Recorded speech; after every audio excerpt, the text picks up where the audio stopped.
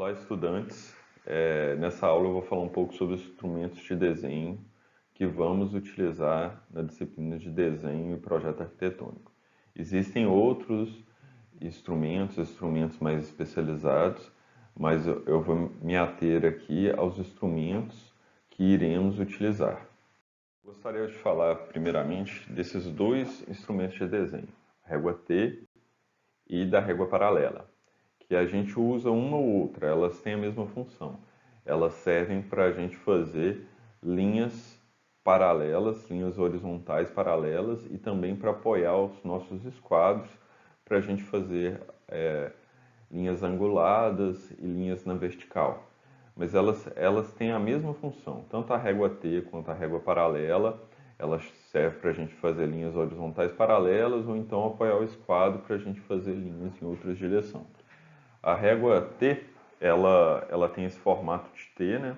Em que a gente tem essa parte que está na horizontal, essa parte é onde a gente faz essas linhas na horizontal, e essa parte que está na vertical, na cor cinza, ela serve como guia. Então a gente encosta essa parte na lateral da mesa e a gente consegue deslocar essa régua para cima ou para baixo, apoiando nessa lateral da mesa. Então a gente sobe e desce ela e consegue fazer essas linhas.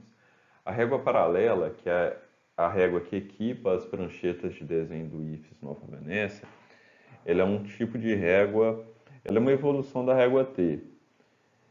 Ela fica presa em alguns fios nas duas laterais e a gente pode empurrar ela para cima ou para baixo, e ela sempre está paralela com a nossa folha, que a gente vai prender a folha paralela com a régua paralela ou com a régua T. E agora eu vou falar um pouco como a gente cola essa folha. A gente levanta a régua paralela, coloca a folha embaixo da régua paralela e nivela a borda inferior da folha com a parte de baixo da régua paralela. Então elas têm que estar perfeitamente alinhadas. E eu colo fita crepe nas pontas da parte de cima da folha e sempre nessa direção. Então a gente coloca a fita começando dentro da folha para fora do desenho. A gente não coloca ela na diagonal, porque provavelmente quando você for tirar essa fita, ela vai rasgar a sua folha de papel. Então a gente coloca sempre nessa posição como indicado na imagem. E a gente confere depois a parte de cima se ela realmente está nivelada. Se tiver, a gente cola a parte de baixo, a sua folha está colada. A gente só usa régua T ou régua paralela com a folha colada na prancheta usando fita crepe. Isso é muito importante para a gente conseguir manter as nossas linhas paralelas. Se isso não for feito, a gente não consegue manter as linhas paralelas.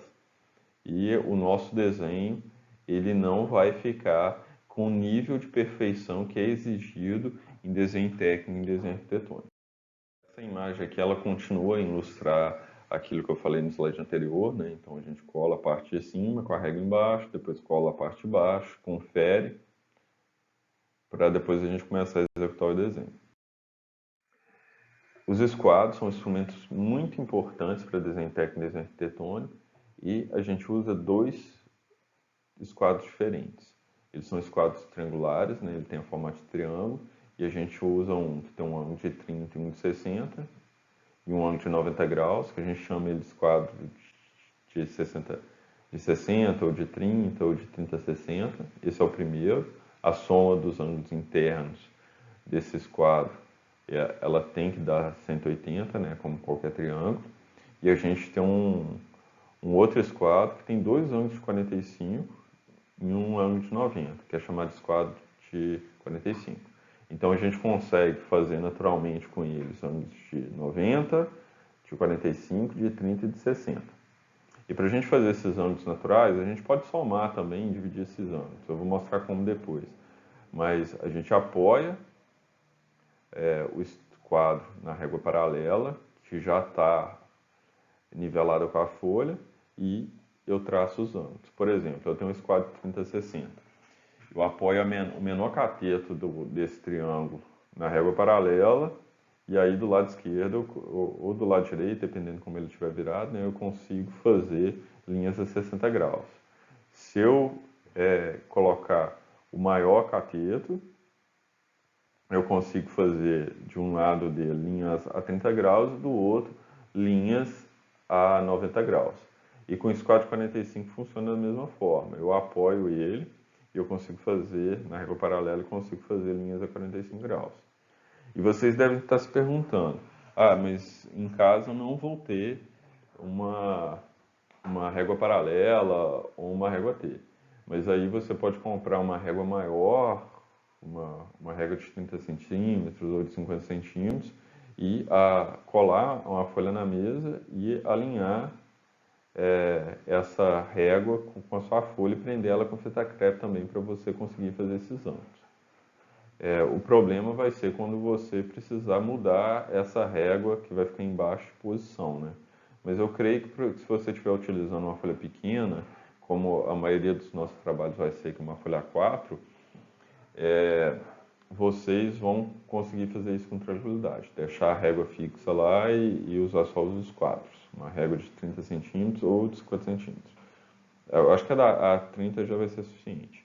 E eu postei também um vídeo de um professor nessa sala que ele fala como utilizar material de desenho em casa, usando uma mesa comum. Esse vídeo pode ser útil para vocês também desenvolverem seus trabalhos em casa. Tem um tipo de manobra que a gente faz com os esquadros que a gente chama de jogo de esquadro. Com o jogo de esquadro a gente consegue fazer retas paralelas em qualquer direção e também perpendiculares. Só eu vou falar primeiro das paralelas.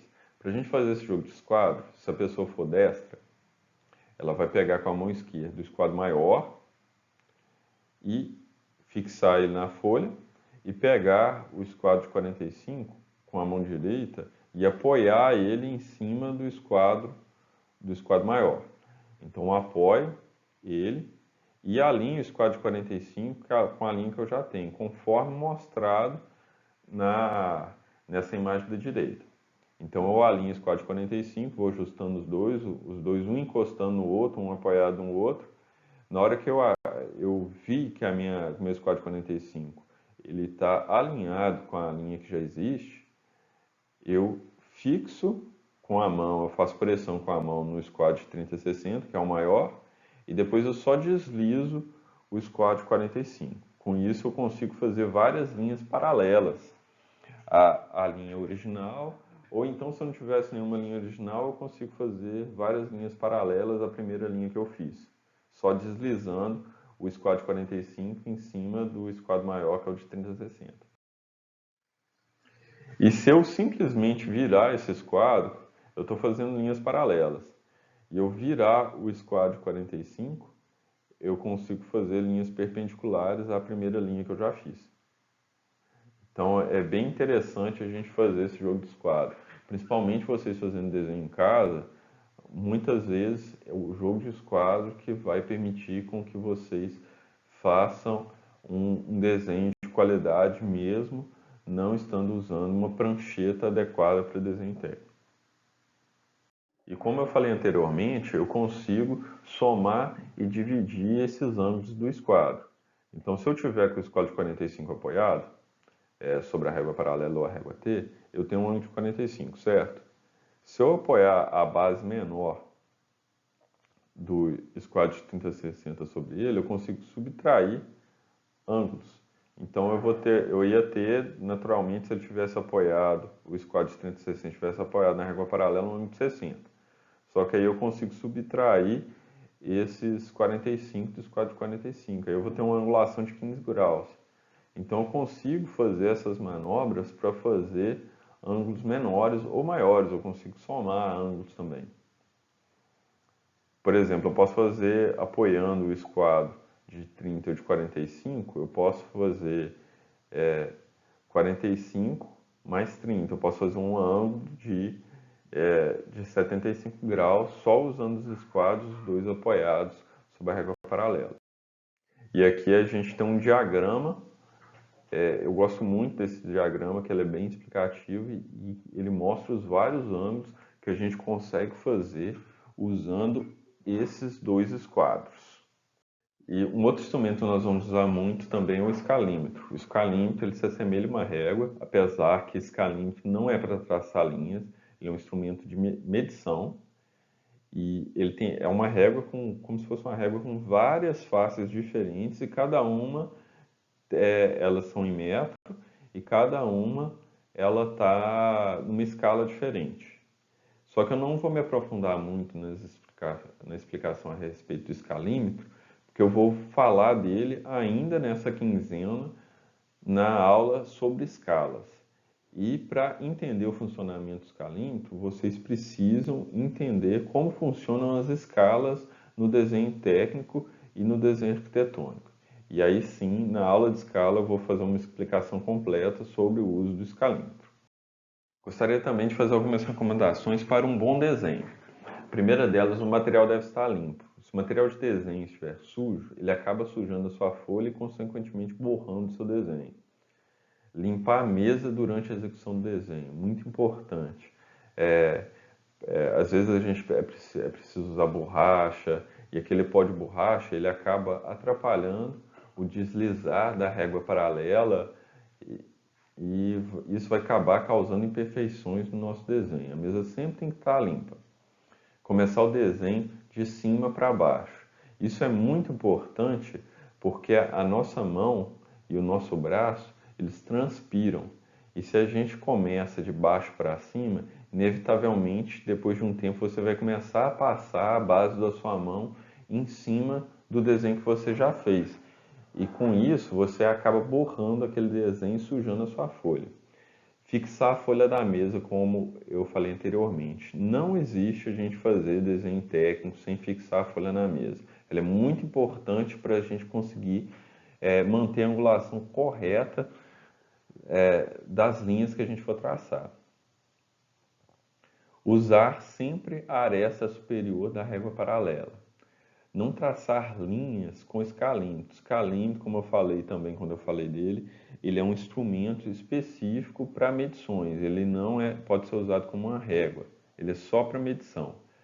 Proteger parte concluída do seu desenho. É muito comum a gente acabar borrando o nosso desenho e passar a mão em cima dele. Se eu executei uma parte do desenho e ela já está pronta, eu quero proteger ela, eu posso colar uma outra folha qualquer em cima daquela parte, prender com fita crepe e eu não corro o risco de sujá-la com a minha mão. Isso principalmente para quem transpira muito. Retirar a fita adesiva de dentro para fora do desenho. Importante para a gente não rasgar a nossa folha de desenho. E eu vou fazer uma outra ressalva aqui também. A gente tem vários tipos de fita crepe no mercado. E eu não vou saber falar especificamente qual marca é melhor ou pior, mas a gente precisa de uma fita crepe um pouco mais fraca. Ela tem que ter cola suficiente para colar na folha e na mesa, mas tem algumas marcas de fita crepe que elas têm a cola muito forte e essas inevitavelmente você vai acabar rasgando sua folha na hora de retirar. Mas retirar ela sempre de dentro para fora evita rasgos. Limpar a mesa ao terminar o desenho. Principalmente nas aulas presenciais, essas pranchetas elas serão utilizadas por outras pessoas. Então, importante que a gente ao tirar o nosso desenho, deixar a prancheta limpa, a gente tire pó de borracha e deixe a prancheta limpa para uma próxima pessoa utilizar.